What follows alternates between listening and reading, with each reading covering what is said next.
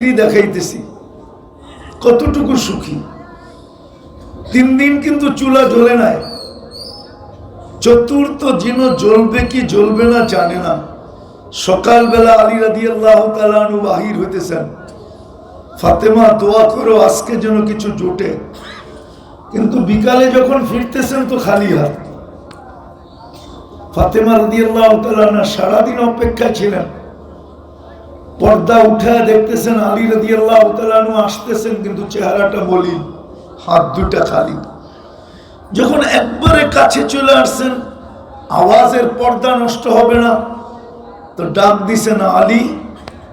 তো চোখে চোখ পড়ছে, বলছে চেহারা মলিন কেন? বলছে ফাতেমা আজকেও কিছু জোটে নাই। তো বলছে আলী শোনো, ওয়াজাদনা শাকারনা, পাবো তো শুকরিয়া আদায় করব, না পাবো তো সবর করব। দুনো অবস্থায় তো আল্লাহ আমাদের সাথে। যাদের সাথে আল্লাহ থাকে তাদের চেহারা মলিন হওয়ার শোভা পায় না। আলী তোমার চেহারা মলিন কেন? হাসবে তো দরজা খুলবো, নাইলে কিন্তু খুলবো না।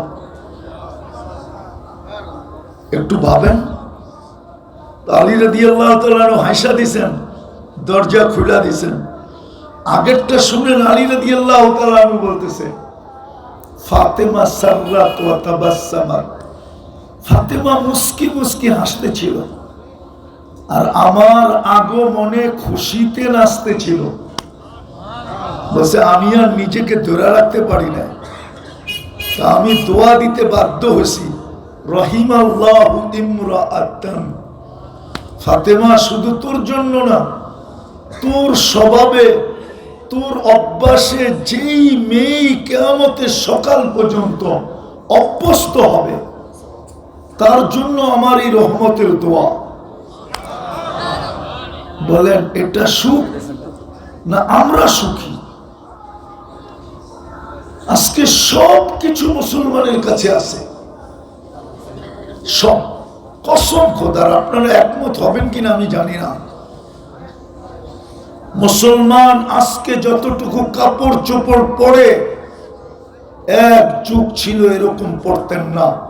আজকে মুসলমানের সমান কাপড় চোপড় দুনিয়ার কেউ পরে না। বিকিনি একটা কাপড় নাকি? হাফ কোয়ার্টার একটা কাপড় নাকি? বলেন 3 কোয়ার্টার একটা কাপড়? মুসলমানের চেয়ে বেশি কাপড় কেউ পরে না দুনিয়াতে। আমি বলবো এই শ্রীপুরে যত ব্যবহৃত কাপড় আমাদের আলমারিতে আছে, চ্যালেঞ্জ আমার সাথে, ইউরোপের কোনো একটা দেশে এত ব্যবহৃত কাপড় কারো আলমারিতে নাই। আপনি বলবেন যুক্তি?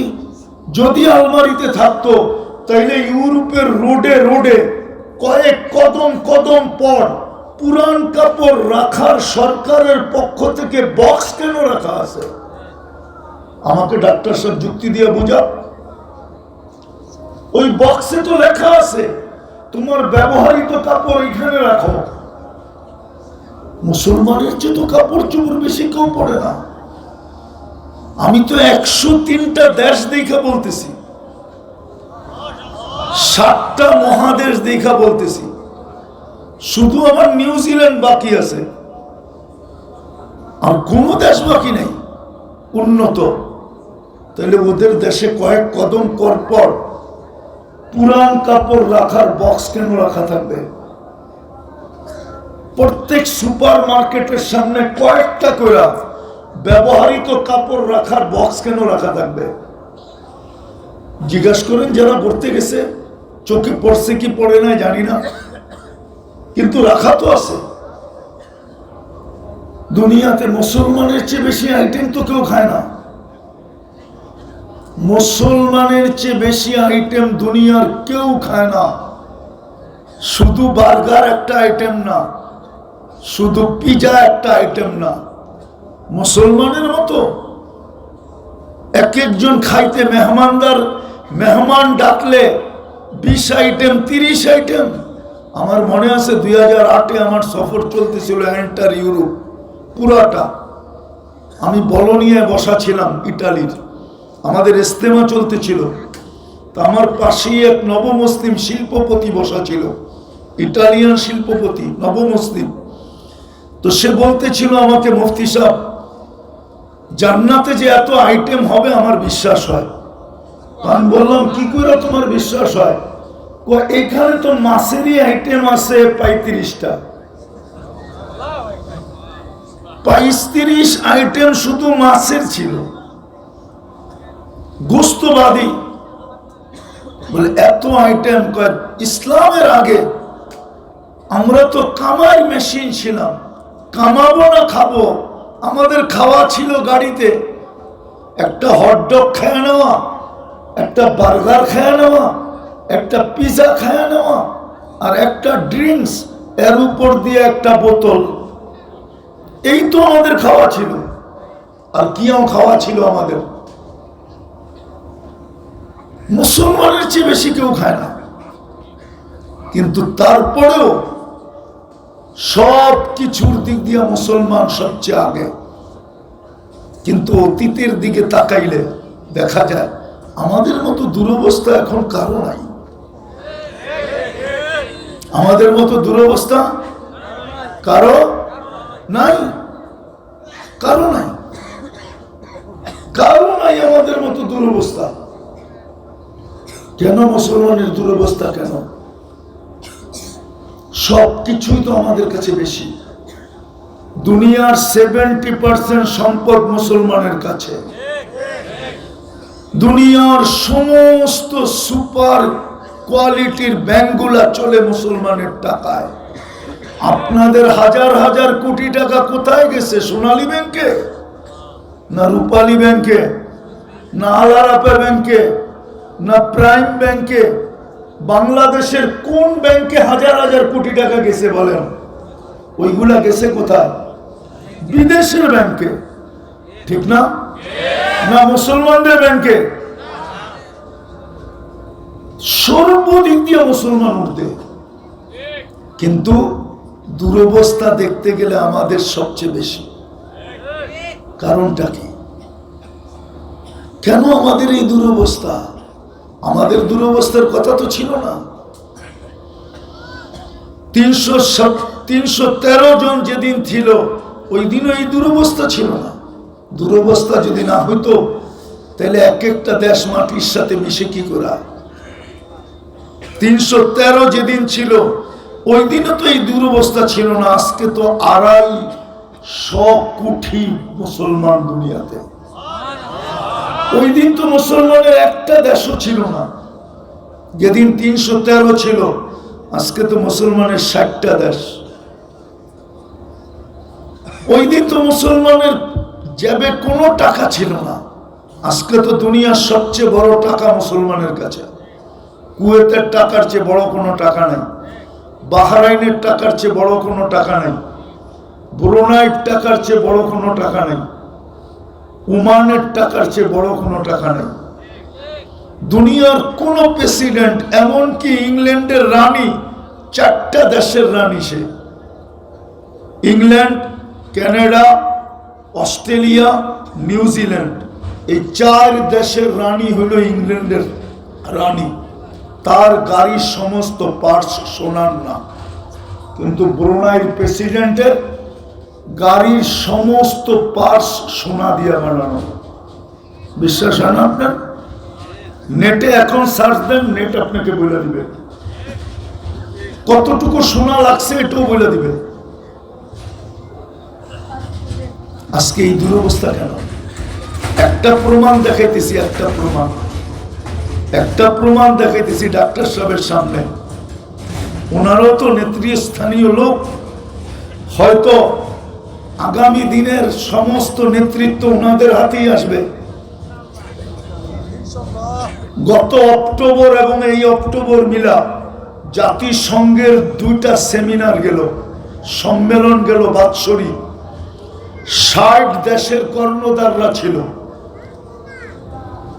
60 দেশের প্রধানরা ছিল, 60 দেশের রাষ্ট্রপতিরা ছিল।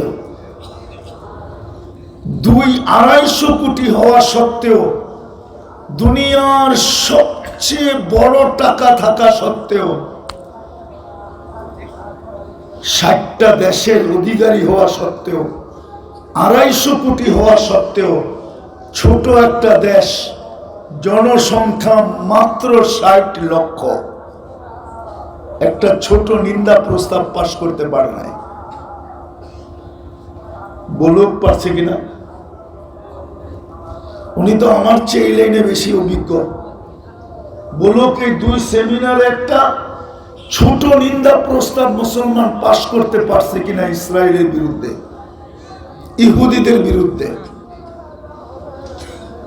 বরং আরেকটা ওনাকে প্রমাণ রেখা বলবো, মনে হয় ওনাদের সময় হাইকোর্টের রিটের মাধ্যমে, বাংলাদেশের হাইকোর্টের রিটের মাধ্যমে প্রাণীবাদীরা এই এই কানুনকে কোর্টের থেকে পাশ করে বাহির করে নিয়ে আসছে যে ঢাকা সিটি কর্পোরেশন, বাংলাদেশে যতগুলা সিটি কর্পোরেশন আছে, যতগুলা কি বলে এটাকে উপজেলা আছে, কোথাও সিটি কর্পোরেশনের কর্মচারী আগের মতো ইনজেকশন দিয়ে কুকুরকে মারতে পারবে না। জিজ্ঞাসা করেন। প্রাণীবাদীরা এই কেস করছে, প্রাণীবাদীরা, বাংলাদেশের প্রাণীবাদীরা, সারা দুনিয়ার প্রাণীবাদীরা মিলা। আজকে আমরা যখন ঢাকা শহরে রাত্রে ঢুকি 2টা 3টায়, তখন আমার গলির ভিতরেই দেখি যে কুকুরের সম্মেলন চলে। প্রত্যেক গলিতে 20টা 30টা করে সম্মেলন করতেছে। বরং ওরা বলতে চায় সারাদিন তোরা ছিলি, সারা রাত্র আমরা থাকবো। যাকে দেখে তাকে দেখেই চিৎকার দিতে থাকে, অথচ ওর গায়ে আঙ্গুল দেওয়া নিষেধ। বলেন 1.5 লক্ষর উপরে ফিলিস্তিনি মারা গেল, আজ পর্যন্ত বাংলাদেশের প্রাণীবাদীরা পর্যন্ত ছোট 2 অক্ষরে একটা প্রতিবাদ দেয় নাই। কেউ যদি আমাকে দেখাইতে পারেন যা শাস্তি মেনে নিব, 2 অক্ষরের একটা প্রতিবাদ দেয় নাই যে 1.5 লক্ষ লোককে, নিরীহ লোককে মারা হলো কেন। আফগানিস্তানের সময়ও দেয় নাই, ইরাকের সময়ও দেয় নাই, লিবিয়ার সময়ও দেয় নাই, এখনো দিতেছে না। মানে কি? ওরা বুঝাইতে চাইতেছে আপনি প্রাণীর কাতারই না, আপনি প্রাণী না। প্রাণী হইলে ওরা প্রতিবাদ করত, আপনাকে ওরা প্রাণী ভাবে না। তাইলে আপনি কত ডাউনে আছেন চিন্তা করেন। আমি শেষ জায়গায় চলে আসছি, আর লম্বা করতে চাইতেছি না। আপনি ডাউনে থাকবেন না কেন?